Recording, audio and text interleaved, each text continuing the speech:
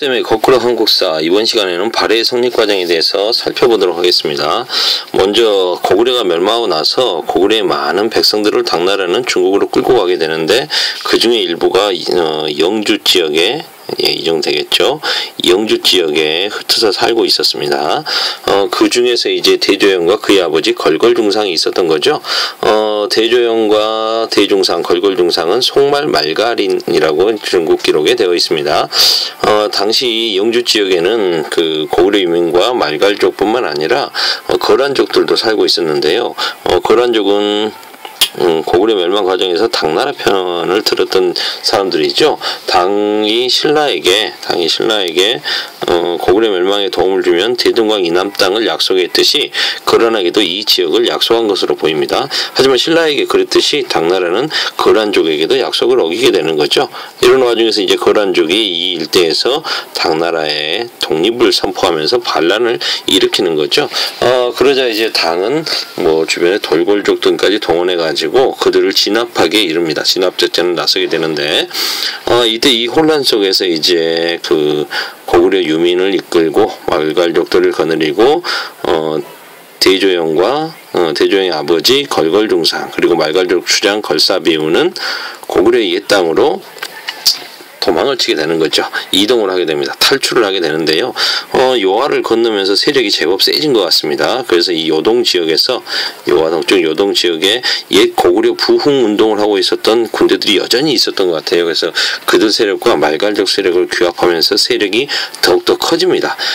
그러자 이제 당시 당나라의 실권을 장악하고 있었던 측전무후는 걸사비우에게 허국공 걸걸중상에게 진국공의 지위를 주면서 그들을 달래려고 하죠.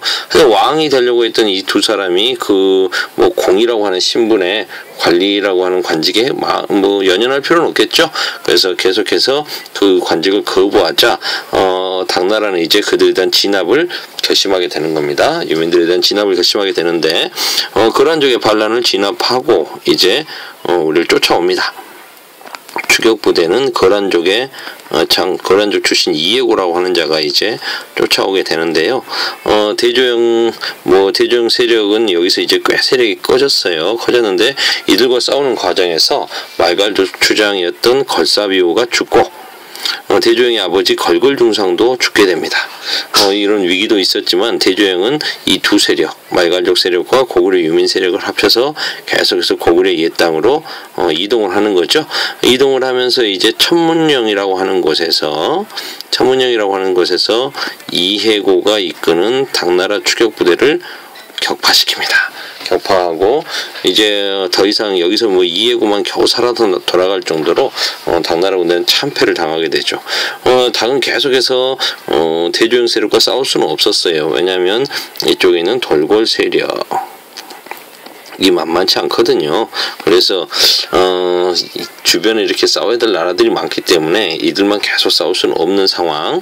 이런 상태에서 이제 동모산에서 나라를 세우니 이 나라가 바로 그렇습니다. 진나라죠. 이 진나라가 이제 진은 동쪽이라는 뜻입니다. 진이 나중에 나라 이름을 발해로 바꾸게 되는 거죠. 아마 그래서 이제 더 대조영 세력과 싸울 수 없다고 판단한 측정무는 당나라 같은 경우는 이제 그들에게 대조영에게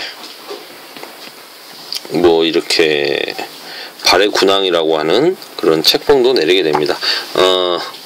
측천문은 이미 죽었고 그 다음에 이제 대조영도 계속 당나라하고 싸울 수는 없겠죠. 그래서 이제 자신의 둘째 아들 대문해를 당나라에 이렇게 유학생으로 뭐 인질이라고 할 수 있겠죠. 이렇게 가지고 보내면서 서로 화해를 하게 됩니다. 이로써 이제 남쪽에는 신라, 북쪽에는 발해라고 하는 남북국 시대가 이제 남북국 시대가 열리는 거죠. 열리게 되었다.